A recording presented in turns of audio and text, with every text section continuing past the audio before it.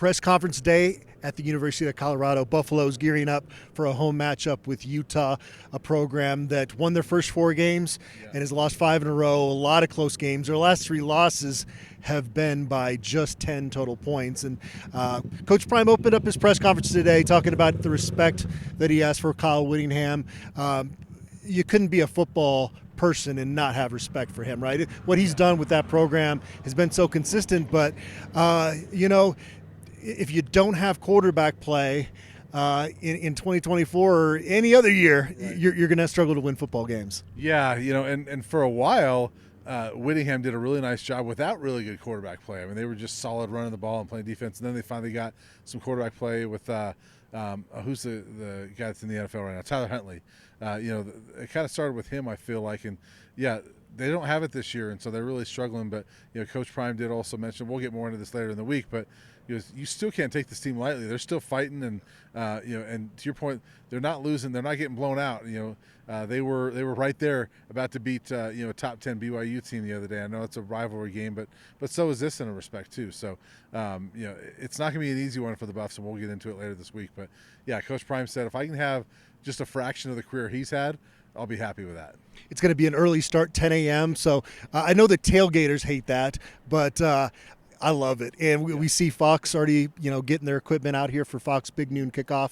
It should be a fun atmosphere here in Boulder on Saturday. And yeah, it's a game you should definitely win if you're Colorado. But even you look ahead, and Colorado's players obviously can't do this, but you look at Kansas, and they're playing better football now. So there's a lot of work left to be done this season to get to that ultimate goal, as Coach Prime said today. It was get Peggy to a bowl game, and now it's get Peggy to the game. Yeah, and there is a lot of work to do, but I think they're in line for it. I think this is one that they should win. I think that next week, I think they're better than each of the 3 teams on their schedule, but Kansas is playing really good football right now, and probably, I don't know about should have, but they were right there to beat Kansas State. They did beat Iowa State. They got a shot. I think they're playing BYU this week, so yeah, we'll see what they do. But yeah, they still got a lot of work to do, but it's exciting right now, and like Coach Prime said, he likes the trajectory of the program, not only this year, but for future years as well.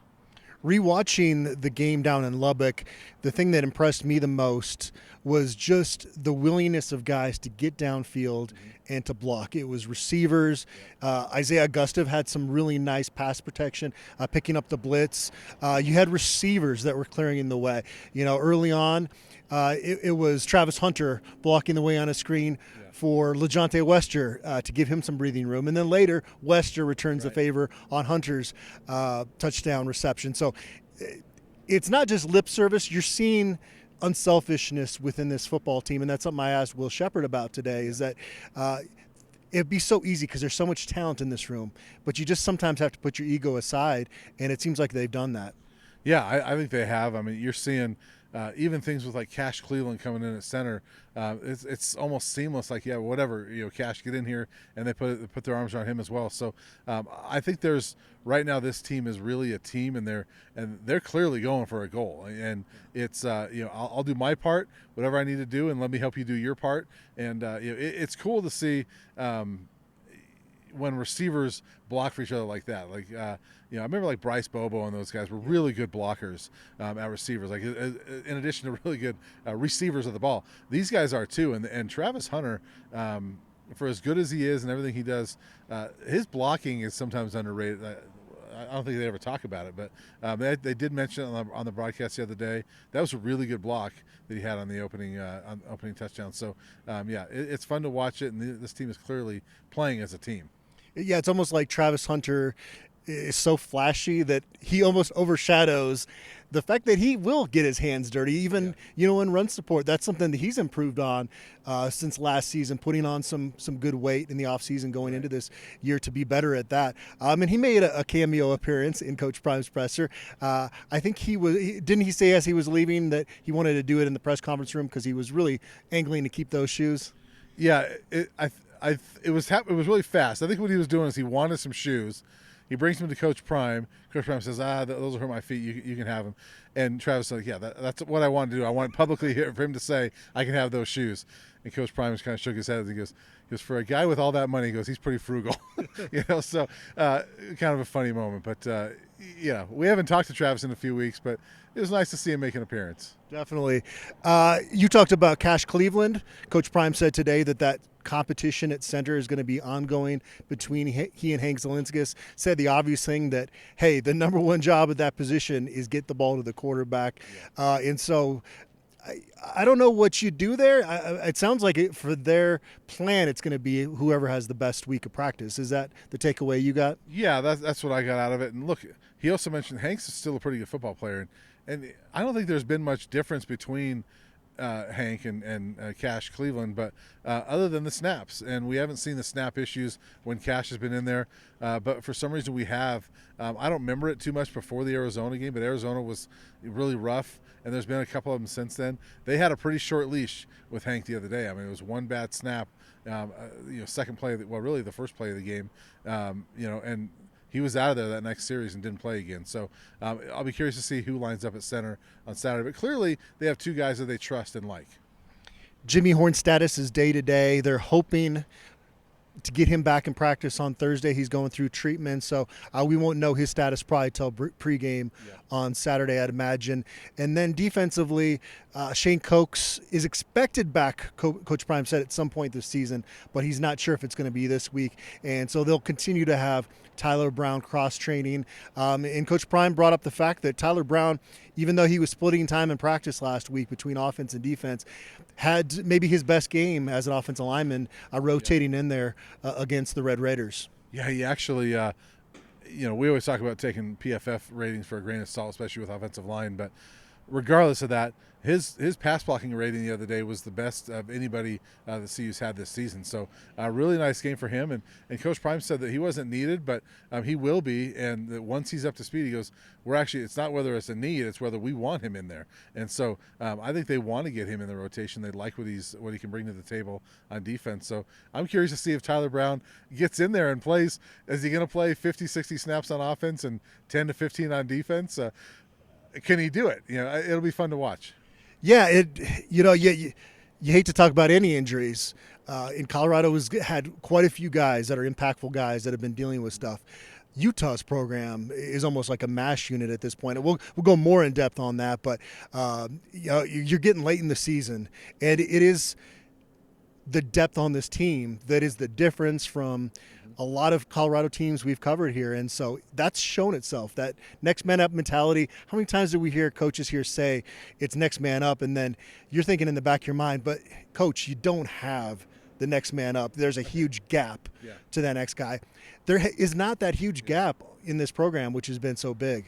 Well, yeah. And, even last week, Shane Cokes doesn't make the trip down there.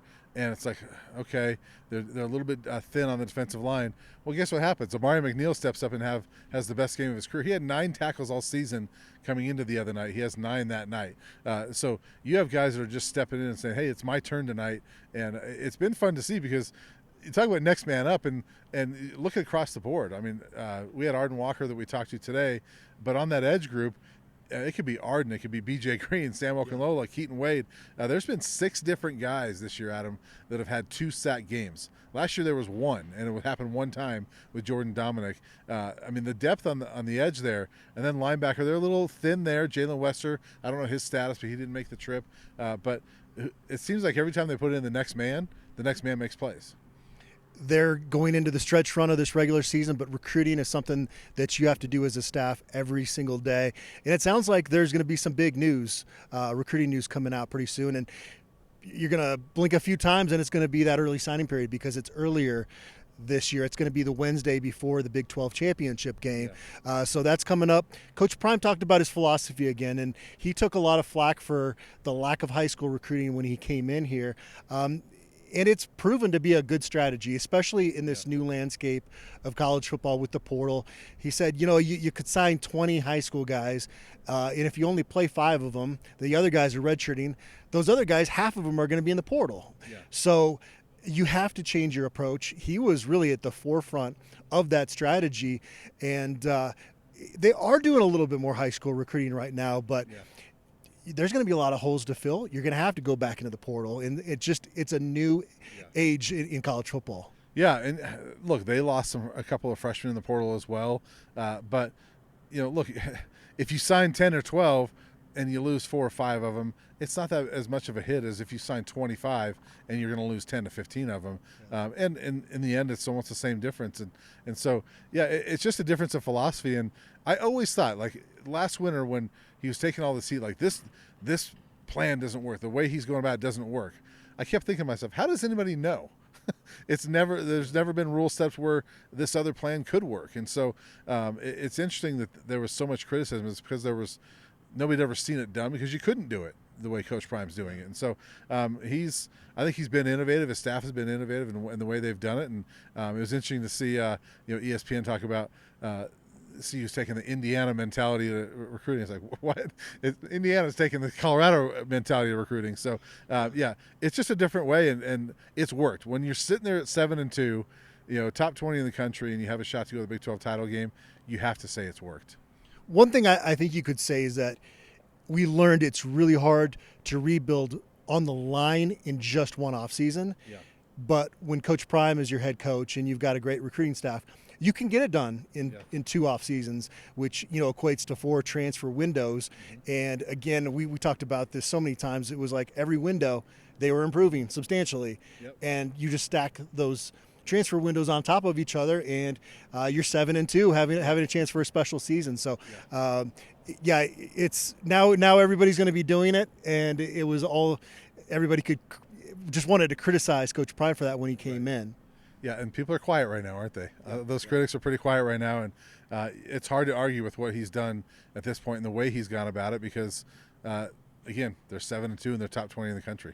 Sounds like we're going to get a chance to talk to Cash Cleveland tomorrow, so that should be interesting. We'll be back with more analysis then.